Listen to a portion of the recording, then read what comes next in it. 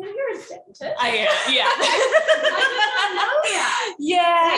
Wow. You know, when people think romance author, they automatically think dentist too. So I was like, I should just merge these two very overlapping careers, right? You just do it all. Yeah. I'm like I like hyper focused on the author thing, so I just like have this mentality that you can only be good at one thing, or you could be mediocre at a couple things. Well, to have a bunch of you're different not careers. mediocre at this. I will tell you that. This is such a beautiful book. I read it in 2 days.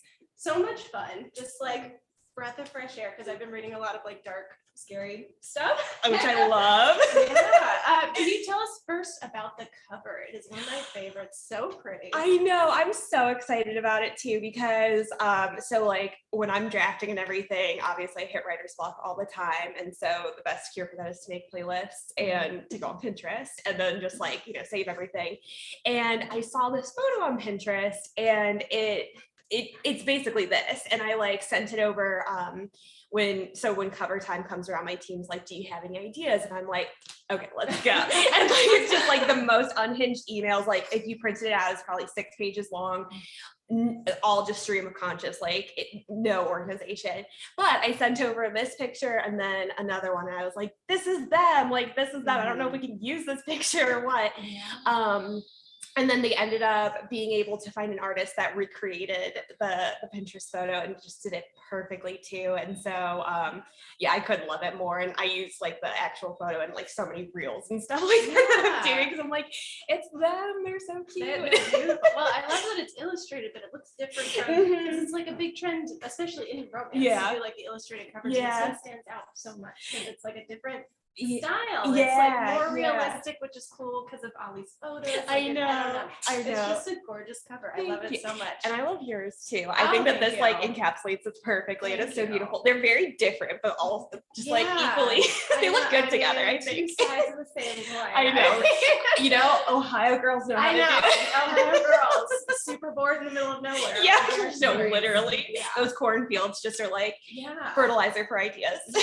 Well, I was gonna ask you at the end. I feel like Roxie and Tilly would be like best friends. For sure, for sure. I was thinking that too, because so yeah, I'm making my way through Roxie Clark, and I'm like so deeply obsessed. Like I like my lunch break, I was reading it. I'm like in between things, I'm like, oh my God, what's Roxie gonna do next? Because it's like, it's so atmospheric, it's so beautiful, it's so lovely. And like what I love about Roxie, she's so unabashedly herself too. Well, that's what I love about yeah. And so like the whole time I've been like, they would be besties for sure. And it's just like, what is that cartoon? I can't even think of what it is, but it's like, or maybe it's a meme. I get it all confused at this point, but it's something where it's like, it's an internet thing where it's like, they couldn't be more polar opposites, but you just know that they would be best friends the whole time. Well, they're like the light and the dark, but they're both like so extra. Yes. Wednesday Addams and her bestie, I can't remember on the show.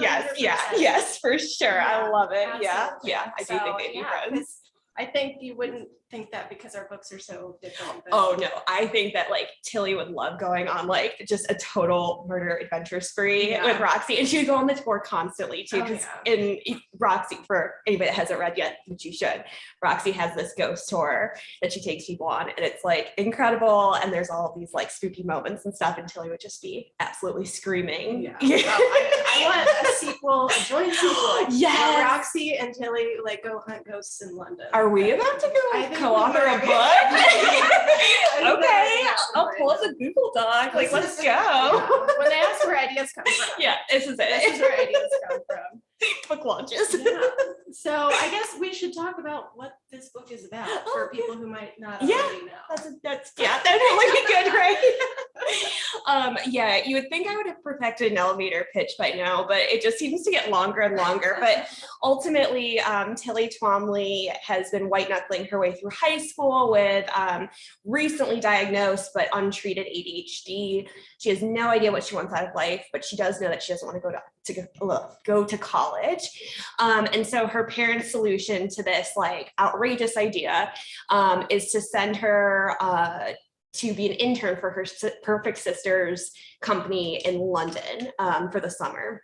And so on the flight over to London from Cleveland, Tilly has just like a series of international disasters, basically, which most are inspired by things that actually happened to me on a plane. No. Yeah. So that was, that was the most memoir I've ever gotten in a book, where I was like unpacking this trauma of like puke and just disaster on planes. But her seatmate is going through this too, and his name's Roxie Clark, and he couldn't be more opposite than her. Very stoic. He knows exactly what he wants from life.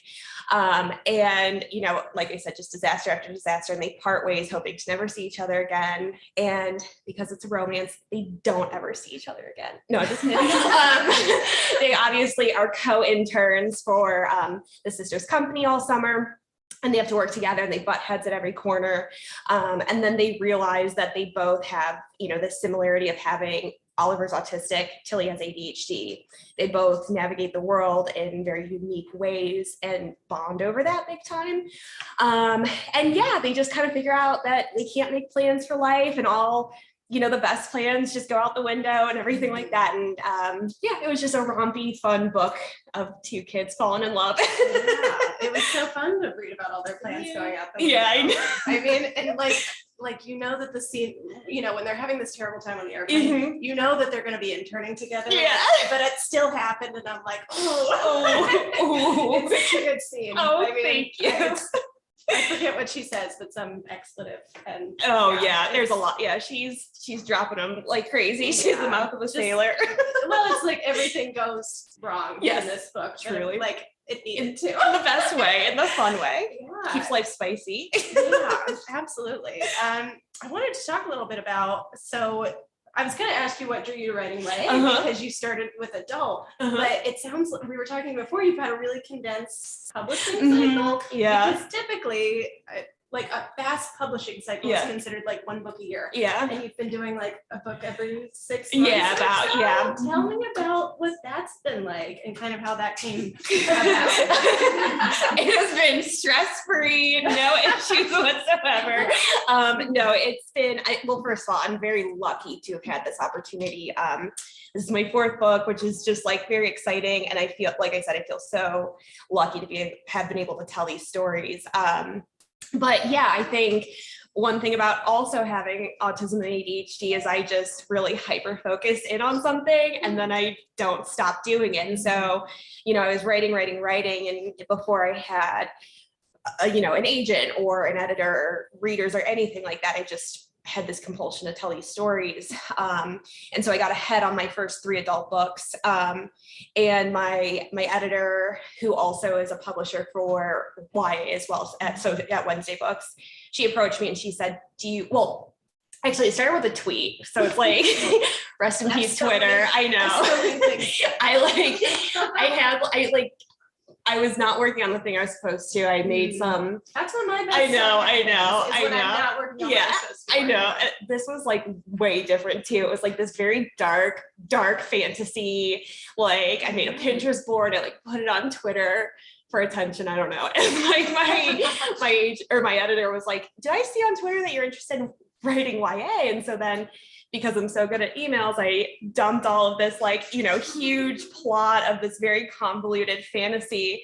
And she's like, "That's cool, but what if we did something contemporary?" I was like, okay. And so then I was playing around with ideas. I think one thing I pitched was like Bob's Burgers meets Romeo and Juliet, but make it happy. I know. I think I should probably do something with that, but yeah. You know what? Maybe that'll be the next thing. But this idea for Tilly and like this, it started with this plane scene and all of the disasters. And I pitched it and she ended up picking it up. And so I had so much fun kind of looking at, a lot of people kind of talk about like YA and adults and having to get into like that YA mindset. And maybe I'm just really mature, but I didn't find it like that hard to get into that spot where I was like, because being a teenager is so messy and like every emotion feels really big and grand. But I think that's kind of the same in your late 20s too, where like everything feels just desperately tragic and upsetting and like you have nothing figured out. And so it's not really that different at the end of the day. I just had a great time like transitioning that thinking and kind of playing with and toying with that idea of being on the verge of adulthood. Right. Yeah. That reminds me of something that I heard another author say. She used to write YA and she started writing adult. and she's like, well, YA explores the question of like trying to figure out who you are, and adult is more, you know, something else. And she's like, and once I, you know, move past that, and I'm like, oh, are we like supposed to have moved past that? I'm still something going on in YA. I guess that's why I still write YA. I don't know. Well, yeah, you know what? Kudos to that person for being so like emotionally evolved too. Yes, truly. Yeah, I'm like pretty low on Maslow's hierarchy of needs, but one day we'll get there. You know? We get up there and then we fall down. And we fall back down and we take it out on our characters. That's how we work. Yes, out. yeah, I love it. Yeah, and so the airplane scene. Yeah. So in the first chapter, they're flying from Cleveland to London. Yeah. And that's where Tilly and Ollie meet in like this disastrously awkward, like I'm cringing the entire time. Oh yeah, it couldn't be worse. Scene. Yeah. Do you have any airplane or airport pet peeves? Just like being anywhere in like the vicinity of a plane just like attracts a lot of bad luck. Okay, people that like raw dog their feet on a plane, I'm like, why? Where are your socks? Like, like you know, like I get taking your shoes off. Like my feet swell. Like I totally feel it. Even just like a soft foot is kind of disarming. But when it's just like bare toes, like. It's 2023, no free feet, like no free feet. And like, I just, that's a big one. And then, people that like, I have a really big water bottle at all times. It's not full of ketchup. No, it's not, I wish. But like people that get all up on you when you're filling up a giant water bottle at the airport where they're like, where do you have to be right now? Like, we're just stuck here. Just let me fill this up. Like, get off my back. And so those are I'm really fun to travel with. I can tell. Very calm and even keel the entire time. Well, it's so stressful. It's so stressful and it's so gross. I'm like, what is like everything's nasty. You don't want to touch anything. Absolutely. Do you have a pet peeve? Like, well, I think it's similar to just like when people just act like they're the only ones on the plane. Yeah. Like they're in their home. Oh yeah. And I was on a 5 a.m. flight once and there was this whole family of like 6 kids. And I love kids. I'm a preschool teacher. Oh. And they all had their iPads on like full blast. No. And I'm just like dying. No, absolutely not. Absolutely not. Like that is just a cardinal, like the entire social contract is just thrown out the door when somebody books a plane ticket. And I don't understand why. I think I overdo like trying to make myself small enough. Yeah. I'm like, if I can just shrink into this seat, everything will be fine. But absolutely. Wait, so you're a preschool teacher. So is it hard then being surrounded by like little kids all day to then get into the head of a teenager when you're writing and stuff? Oh, I mean, some of my I'm with mostly 3-year-olds and a lot of them are like 3 going on like 16. Yeah. Like so much attitude. I don't know. I mean, and there's so much fun. I really struggled with having a day job and writing because a lot of my day jobs really drained me and made me feel so uninspired and tired at the end of the day. And this job just like fills me up. Like really? I just play all day. Oh, I love that. So I really love it. It really That's has awesome. helped with my writing, and to not have my income be dependent on my creativity has been I bet. Yeah.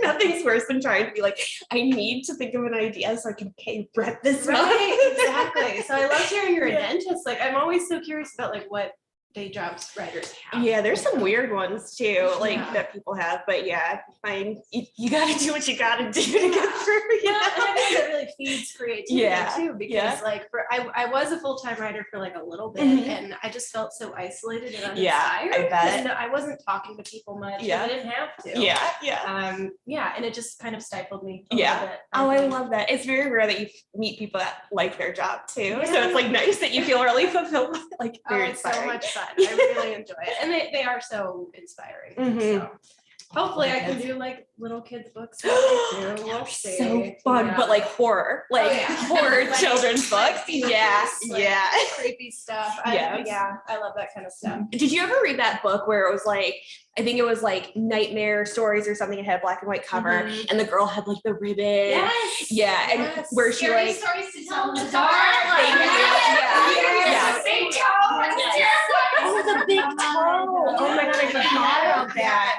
Yeah, you're so right. And like, but I think about the choker one where she like basically like fell in love with this guy and they had this very fulfilled life, and then her dying action is to be like, by the way, I like my head falls off. Like, I mean, talk about trauma. Like that just stuck with me for so long. Like, yeah, but anyway. I 1000% remember that story. It changed a generation. Like crazy stuff for kids. It's so funny. It is. We need more of it. We need to creepify the children. That's our mission. This decade. So you said that this airplane scene was based on real life. I did not miss that detail. Could you tell us a little bit about that? As much as you're comfortable. So Beyonce wasn't sitting next to you. He was. He was. We were God, I don't even know. We were on a 16-hour flight to Beijing. And I think it was hour 4 in where somebody puked. We were right by the bathroom, so it already smelled, and then somebody puked right next to me. And they literally sprinkled coffee grounds on it and then just like covered it like a dead body. And I was like, what? Why? Like what? Like there's like, this has never happened before. You're telling me this is the first time in like aviation, like that this has happened. And then about hour 12, we ran out of water on the plane. Oh no. And like my big thing is I love to be hydrated, and I didn't have my big water bottle at this point in my life. I wasn't ready. And so I was just like pure panic, like about to throw up, because the other thing was, everybody, like when they heard that we were out of water, because the big announcement was like, don't go to the bathroom. And so everybody rushed to the bathroom. And they're like, they're like, you know what? I'm going to be the one that gets the last bit of water. And so it's just like, it smells like pee and poop, pee poo poo everywhere. And so that was a bad one. There was a time when we almost got quarantined on a flight because there was such bad turbulence. And then they like called ahead and were like, everybody's throwing up, and so then they thought we had monkeypox, and like it was just I really shouldn't even be allowed to have a passport at this point. Like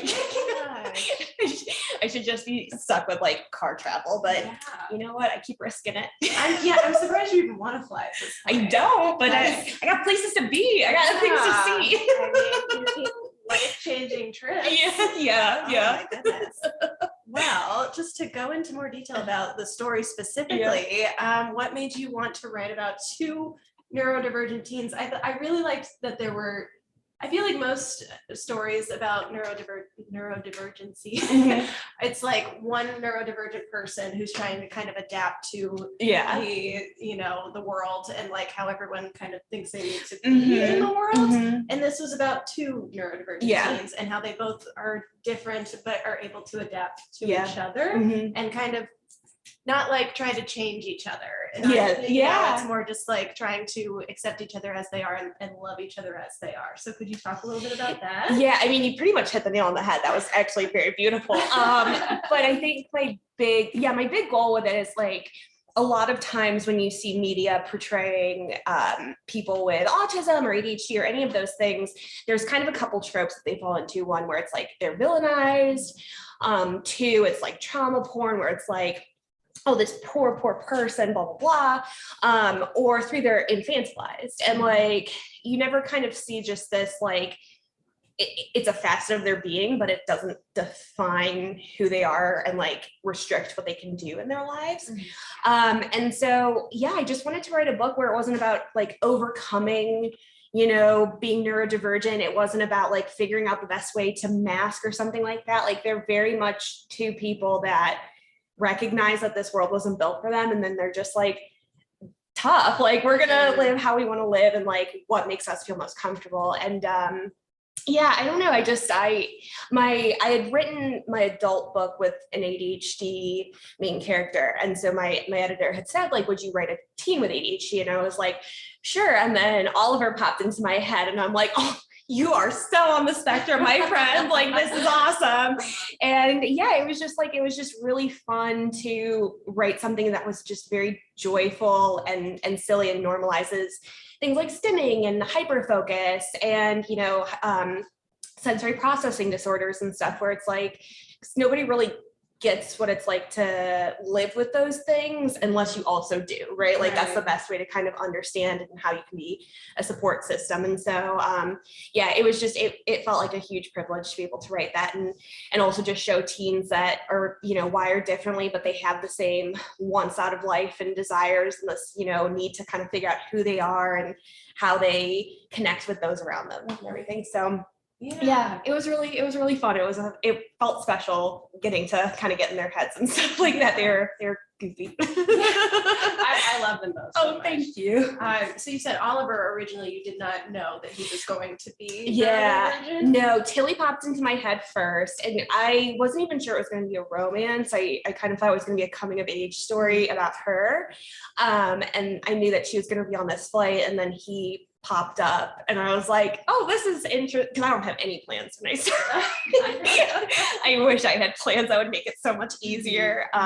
But yeah, he popped up and he was sitting next to her and I was like, oh, like, let's see where this goes. Like, this is a very interesting dynamic. And I just kind of followed that trail. And I was intimidated too, because like nothing scares me more than teenage boys. But I was I know, I was like, oh no. But yeah, I loved being in his head too, and like learning his voice and stuff like that. And so yeah, I had a good time with it. But no, I didn't know that he was going to be autistic until he just popped in there. Was like, excuse me. Yeah, that's silky. Beautiful. I know. It's like, oh, love you. And they're so completely different. Yeah. And I loved how distinct their voices felt. Like a lot of like dual POV books, I think fall into the trap where like if you opened up the chapter and didn't see the heading, you wouldn't know who was talking. But they're so incredibly distinct from each other, and yet they both have like the same fears. Of not being able to connect. Like because of my differences. For one, like no one's going to be able to relate to me, but also no one's going to want to put up with me. Which was so heartbreaking to me. I know. And to see how they like saw that in each other. I just wanted you to talk a little bit about like where that fear came from in them, and sort of like, is that a theme that just emerged while you were writing, or was that, you know, sort of intentional? I mean, I think that's, in my head, that's a pretty common like human fear. It's at least one that I've had in my life, where it's like, you know, how do I form connections with these people around me? And like, you know, I like, who am I in a grander community of beings, basically? And you know, it's funny because they are kind of on paper very different, but you know, to me, like Ollie is so dramatic, and he's like, his inner monologue is basically just everything that Tilly's saying out loud, and he's just like reserved outwardly on it. And I think he's like a bigger drama queen than she is, to be honest with you. But no, I think like, I thought it was interesting too, to think about kind of having this fear and then two very different approaches to it, right? Like Oliver has this fear that he's not going to be able to connect with people. And so he resigns himself to be like, I'm fine with that. And I'm going to like forge a life where I don't need that, want that, expect that. And then Tilly on the flip side is like, I need human connection. Like this is something that I want so desperately. And then they find like balance and kind of a calmer middle between the two when they start to connect. And I'm a big believer in found family. And I think that that's, you know, one of my favorite things to explore in things that I read and books. And that's something I think you do really well too, like with Tristan and Roxie's dynamic. Like I love that too. But yeah, I mean, I don't know. I just feel like we're constantly trying to figure out how to connect and how to like form these lasting relationships with people. And like, what will make that work? I mean, I love that.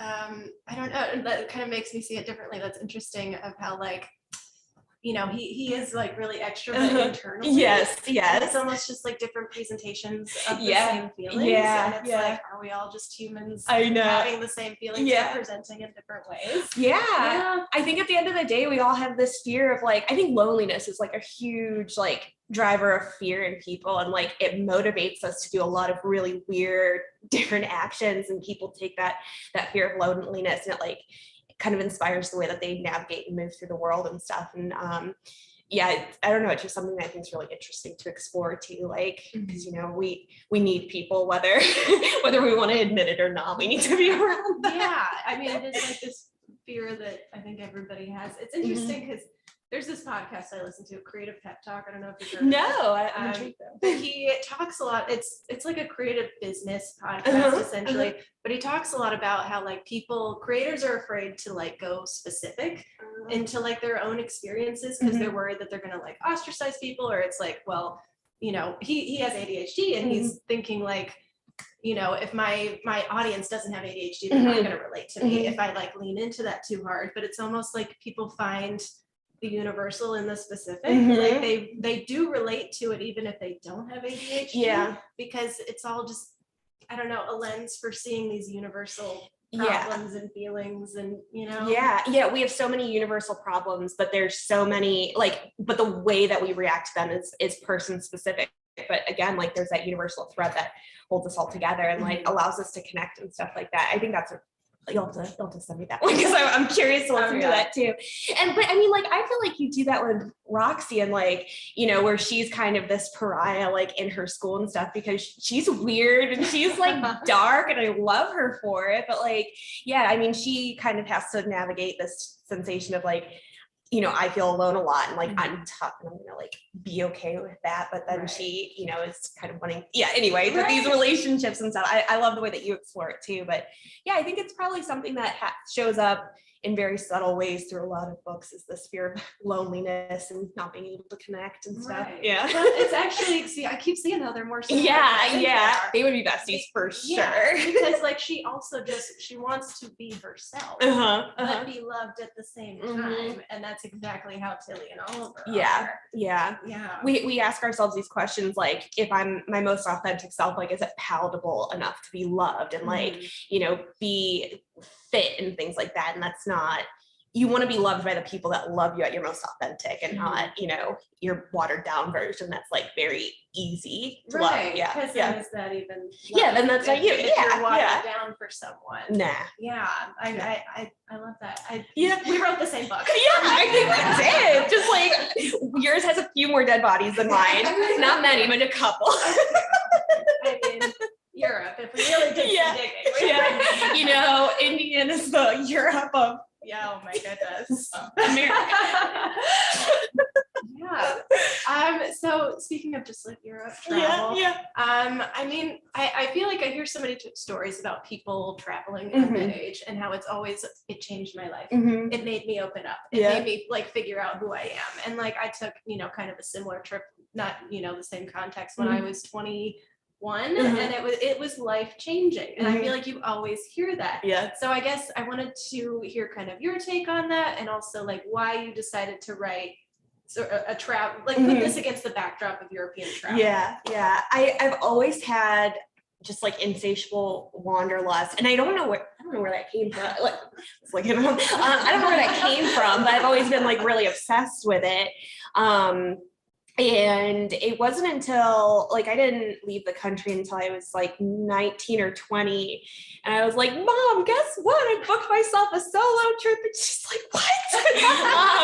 She's like, oh my God, you can't even get home without an accident. Like, but yeah, I like, you know, I saved up every dollar I had to go on this trip. And I went to Iceland and Sweden. And I think what was like most influential with that, because it was beautiful places and so much history and nature, and like I had the best time. And there's a scene with clogs in this book that also happened to me. Mine were leather, but like my feet were massacred. But I think what was really special about traveling was I did do it by myself, and it was the first time I ever like stopped to be like, what do I want to do today? Like, what do I want to eat? What time do I want to eat? Like, where it's just you're solely focused on kind of your own wants and needs and like this very exciting place and stuff. And so, I think that was what was really game changing for me, was just like actually checking in with myself and being like, oh, what do I want to do? You know, like that whole thing. And,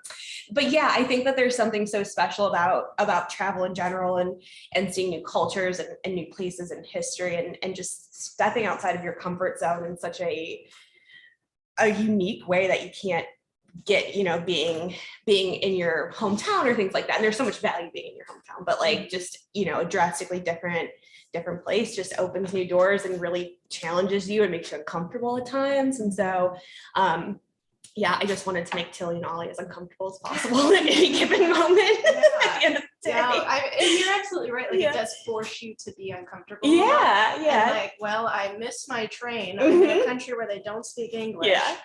Never been here before. I can't figure out the currency. Either I figure it out or I just die. Yeah. My mom's gonna be so mad if I die right now, but I don't know what else to do. Yeah, exactly. So it just but it's so rewarding when you do. Yes. It out. I feel like that is kind of the one of the main themes of this book is just like being thrown off kilter. And once you, but it's like you had to be thrown off kilter, or else you wouldn't have gotten to where you are. Yeah, it's the most important thing is like we need all of our plans to be totally skewed, and like we have to be able to kind of think on our feet, because that's where like real magic happens in life, and that's where really special moments come from, is like when you don't know what you're going to do next, and then you just kind of like Bambi in the woods figuring it out and stuff, and that's half the fun of being a teenager. I mean, it's horrible while you're going through it. Like it's terrible, but after you're like, and we can laugh about character growth. Like, hello. 100%. Yeah. And you meant, speaking of characters, my least favorite character in this book, I feel bad saying this because your mom's here, the mother character. I know, she sucks. Oh man. I know, she's your real mom is awesome. I know, my real mom is awesome. Yeah, she's great. Not inspired.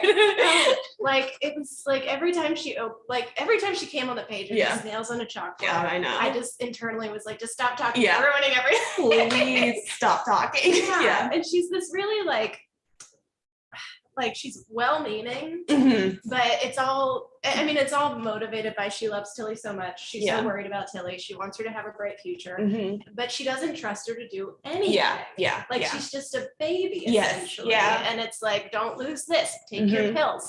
I think this is a line from her sister actually, where she's like, "Don't fart in the meeting." Yeah, I know. Okay, I'm an 18-year-old woman. I can figure it out. Like, just so accidents happen, but I know. And I feel like in my books, I'm always trying to write like these really exaggerated evil antagonists, but this was a really interesting experience in like the well-meaning antagonist.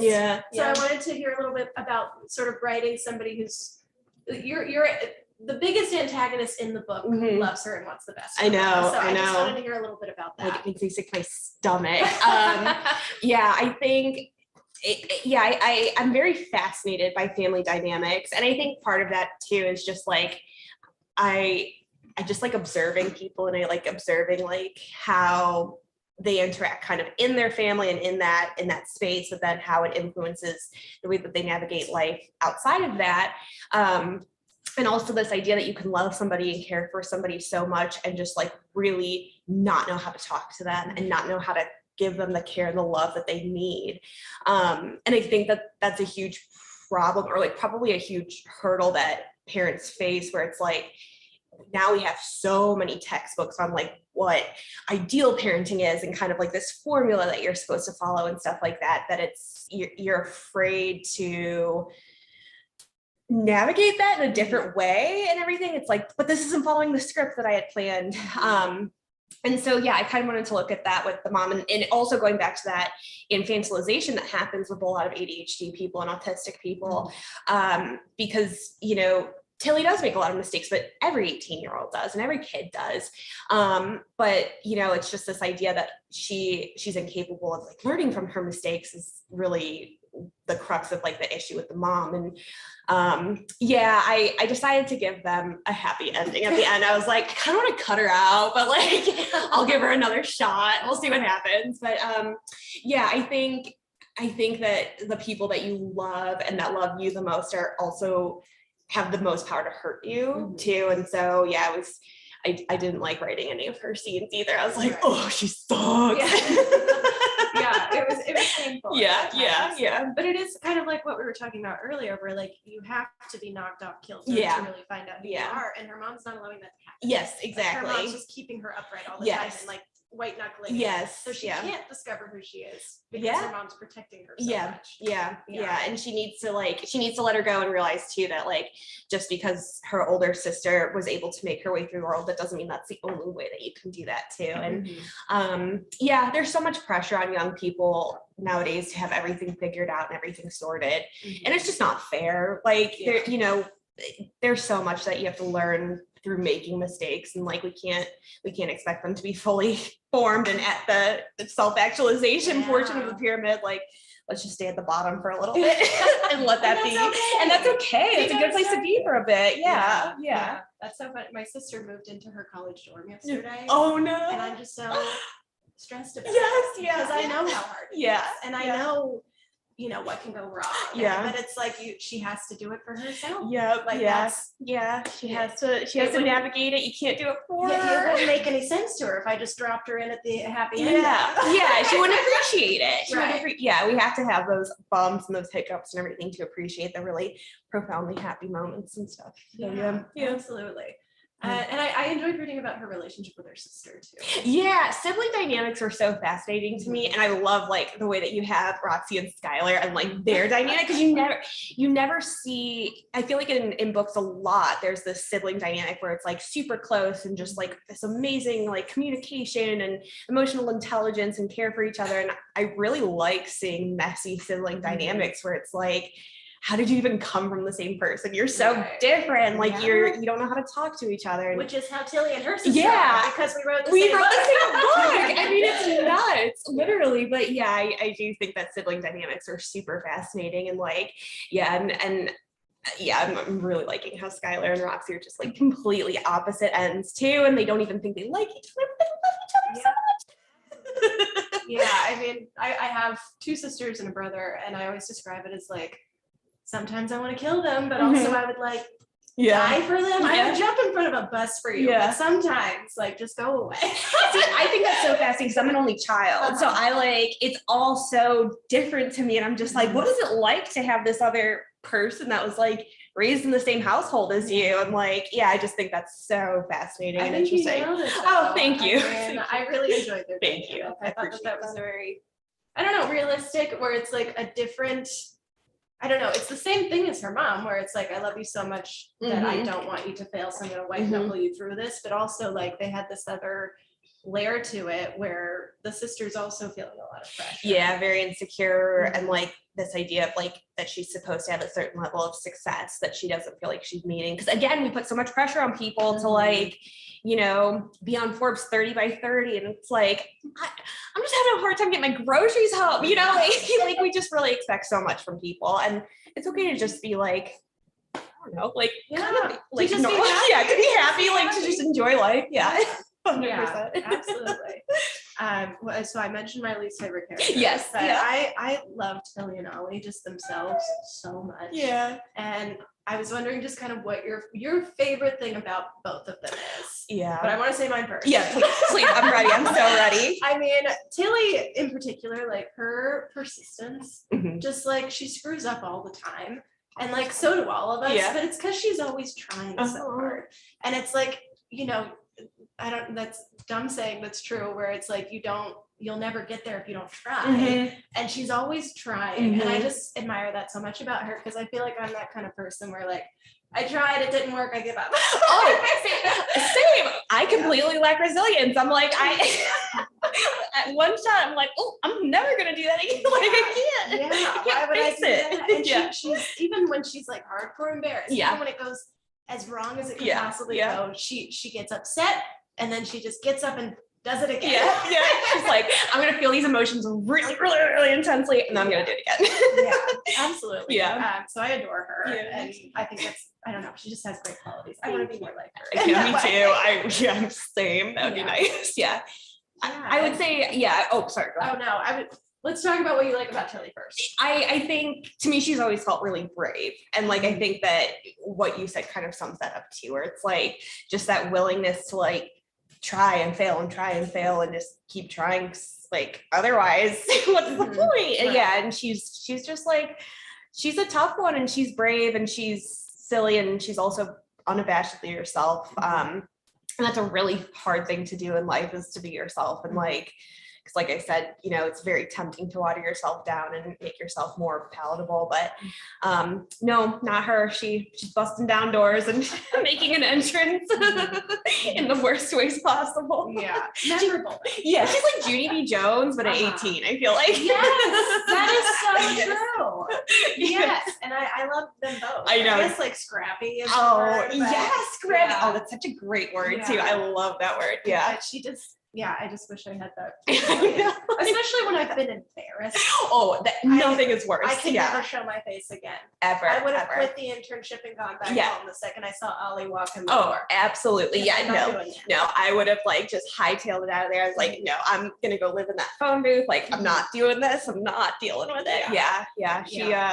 She definitely fights through embarrassment way better than I could. Yeah, she's the Taylor Swift song. This is me trying. Yeah, she so is. Yes, that's a very good one. Yeah, I love that song too. And what I loved about Ollie was his patience. I just really enjoyed that about him. Like, he's just, I don't know, like Tilly says herself, like she can be like a lot. And she's always worried that no one's going to put up with that and nobody's going to have the patience that she needs. And he like 100% does. Like, he's just, and I think probably because he's experienced people having lack of patience with him because of his struggles and his differences. Like, he's, so I love that he is able to offer that up to another person. Yeah. Like, I just think that's so beautiful. Yeah. Oh, that might be my favorite. I don't know. That was like, I feel very moved by you saying that. He really is just a very, patience is such a good word for him. And I never thought of that before, because I do think that like Tilly is so vibrant and kind of like frenetic and sometimes overwhelming and stuff, and he's just very steady, and he's there, and he's just happy to watch her shine and stuff. And I like it because he knows that it's reflected back on him too. But yeah, one of my favorite things in the book was his inner monologue where he thought he like was having like a heart attack at all times anytime he was having an emotion or like a feeling towards Tilly. He's like, Googling his symptoms. Yeah, he's like, is this an arrhythmia? Like, how do I find a cardiologist? Like, what is going on? And I'm like, you're so in love. It's so silly. Yeah. What's your favorite thing about Roxie? I don't know. I think just that she's just unabashedly herself. Yeah.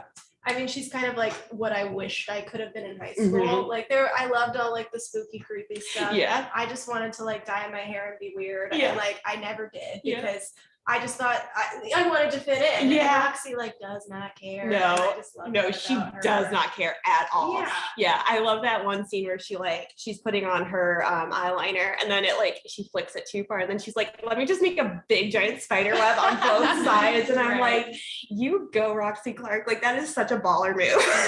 Yeah. I always, I don't know. It's like I wrote the version of myself that I wanted to be. I feel like that's what characters are in a lot of ways, is like, you know, we take like these opportunities and think about like, well, what could I have done differently or been a different person? And then boom, you eventually get a book. Like a lot of people who write YA have bad high school experiences. Well, I'm just amazed anybody has a good high school experience. That's very bizarre to me. But I don't think somebody must. I guess. But I think it's just like a lot of us are like trying to redo. Yes. Yeah. That's so fair. Yeah. There's not a lot of things that we get to redo in life. So exactly. So if we could just rewrite. Yes. Ready for some questions? Absolutely. Should we start with the live audience?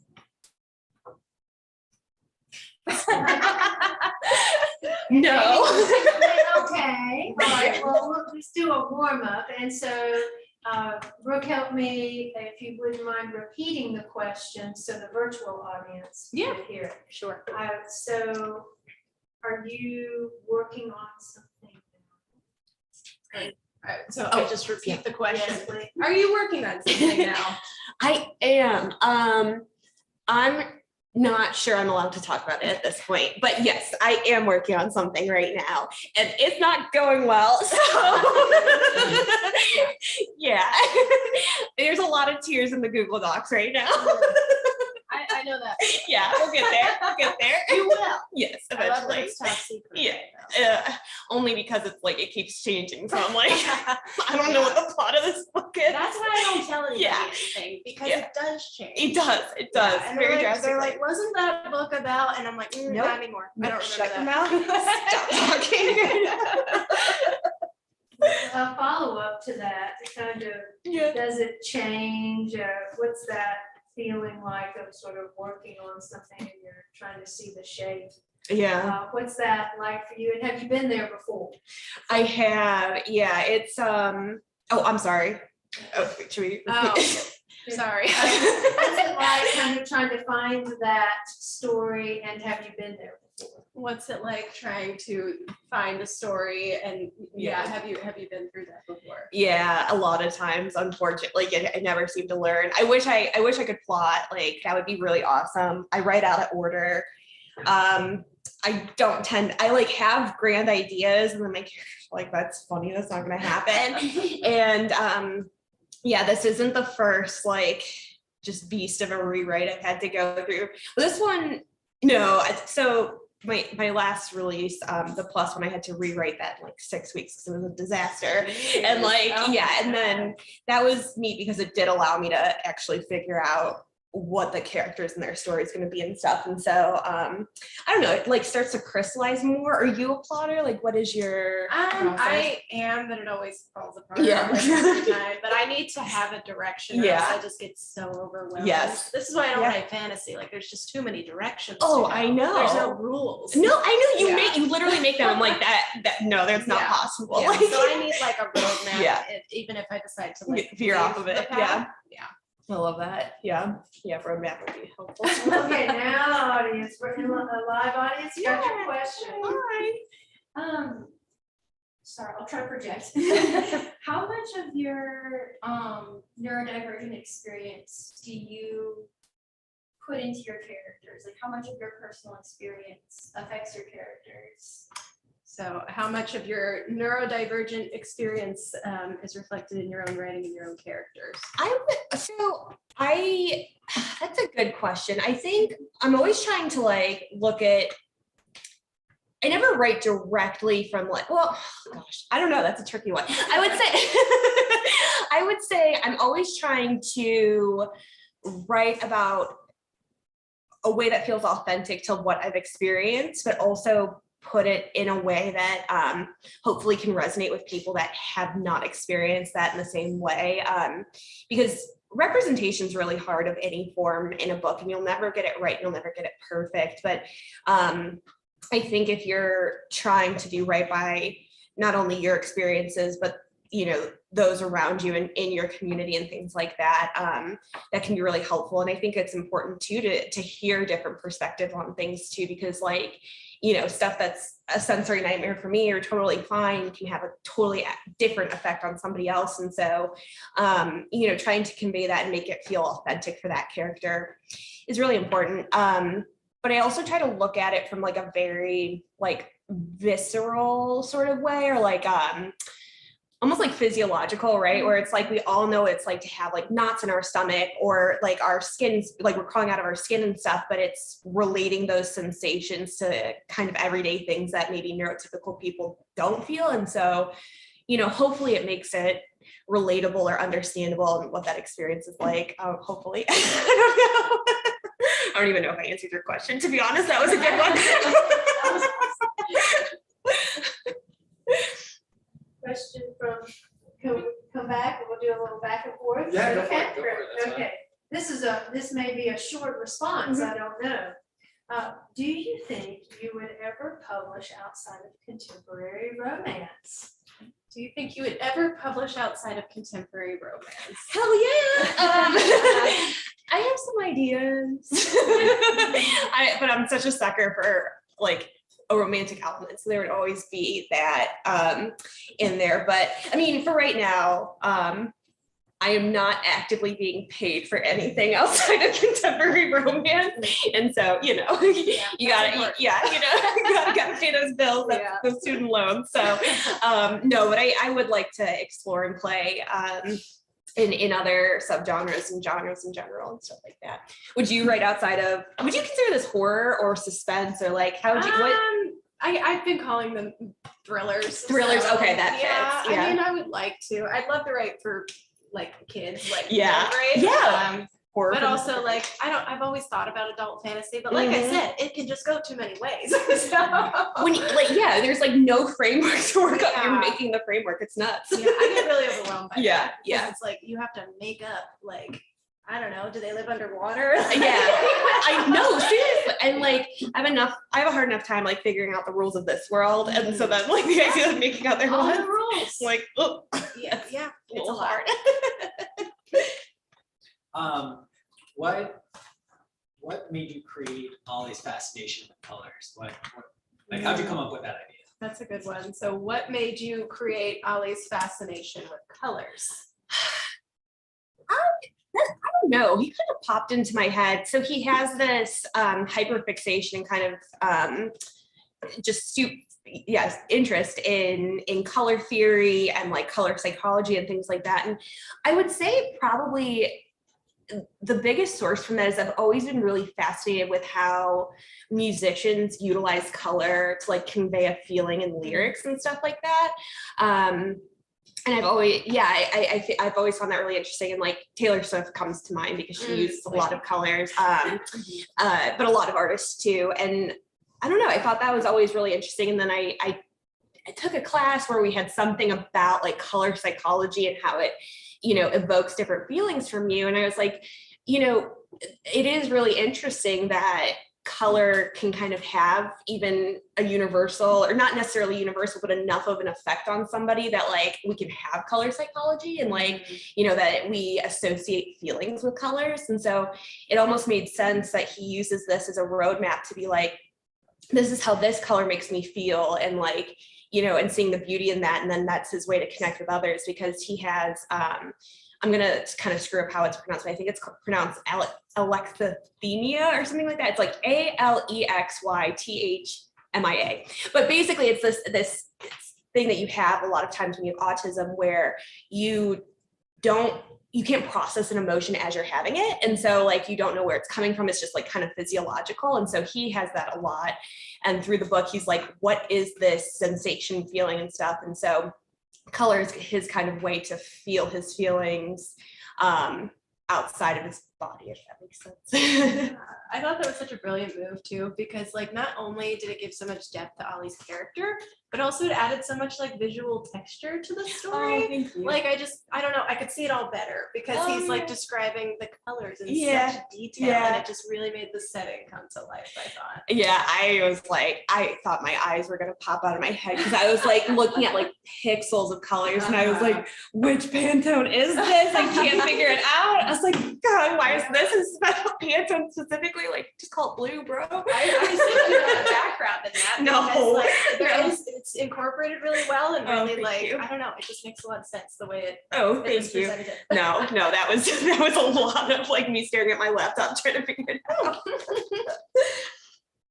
Was there a favorite line in a book, in any of your books, that was in the first draft that made it into the final draft? So was there a favorite line in any of your books that was in the first draft that ended up making it to the final draft? There's a scene where Tilly gets her arm stuck in something and she's like directing Oliver on how to help get her out. And he tells her to get butter, and then he's like, where are we gonna get butter? But yeah, he's like, I think you're gonna be okay. And she's like, probably not, I completely lack resilience. And like that really just tickled me pink, because like I think that all the time. I'm like, this is it, this is just gonna be the end of me. I lack resilience, like I'm not gonna recover from this. And so yeah, that one, that was like my uninspirational quote from Tilly that really just stuck with me. But she did get through it. She did get through She it. always says like, this is the end of the world, Yeah. I'm gonna die, and Yeah. then like does it and No. does it again. Yeah, it does it again. It makes the same mistakes a lot. You know what? Another one too is where she's like, not to be dramatic, but I think there are exhumed corpses in better condition than I am. Right. Because I'm like, that's fair enough. She has a lot of good lines, a lot of good quips. Yeah, she's goofy. That's for It's sure. like laugh through the pain kind of. Yeah. dialogue. It could be worse, but it's pretty bad. Like she does that by. Audience, question? we've got one final question, and this may be pretty challenging. It's like choosing your children. right? Okay. Which book was your favorite to write? Oh. So which book was your favorite to write? Or least favorite. Oh, or least favorite? The one I'm working on right now is my least favorite. That was quick. Oh gosh, my favorite, the one that probably felt like the easiest was Lizzie Blake's Best Mistake. That one just that was my second book, and that felt really, I wrote that one before I had an editor and anything like that, and it just felt really low, and I had hooked my laptop or my brain up to my laptop and was just blah blah blah. But yeah, that one felt really fun and joyful and just very bright to write, and so that was a good experience. It has not been that fun since. It's been close, but not quite. Did you find a big difference between your debut and your sophomore with writing and how they felt and things like that? So my first one took a decade to write. I started it when I was 16 and I didn't publish it until I sold it when I was 25 and then published it at 27. And that was an experience. Yeah. And then while I was waiting for that, the book hadn't even sold yet, the first one. And my agent was like, stop refreshing your inbox. Yeah. Just go write something else. And I'm like, I'm just gonna write it really fast. And then if they say no to my first book, I can give them this one. Yeah.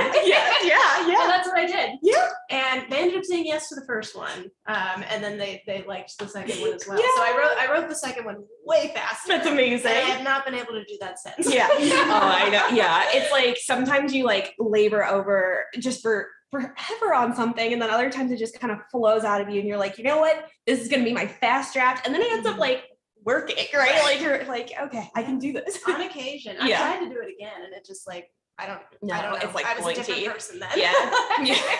We were all different. Yeah. Yes, it was my pre-pandemic. Is when I wrote both of those books pretty much. So I wonder if I just have pandemic brain now. I don't know. Probably. Yeah. Nightmare. Well, we are at the top of the hour, so love to hear any closing remarks, and thank you both so much. And if you have any follow-up questions or comments, Mazey will be there to sign books, and so will Brooke. I'm sure Brooke will sign a book too. Mazey, I'll leave it to you for a second. I just want to thank you so much for being willing to chat with me and stuff like that. This is the first time that we've interacted in person, and I'm so grateful to you, and I love your book, and this was such a really wonderful and happy way to launch Tilly into the world, and I'm so grateful, and super grateful to Malaprops too for hosting us and just for being such an amazing bookstore. Support your local bookstores. Yes. I second that. Support your local bookstores. And if you don't have a local bookstore, bookshop.org will help move your money towards local bookstores. So no excuses. I also really enjoyed talking to you. Thank you for having me. I was like, our books are too different, and they're the same book. They're the same book. Just a couple more dead bodies in yours. Just a little spice. Just a little spice. Yeah, we look at spice in very different ways. Yeah. You throw in a dead body, I throw in a kiss. You know what? Cheers to that. Cheers. Cheers. Thank you.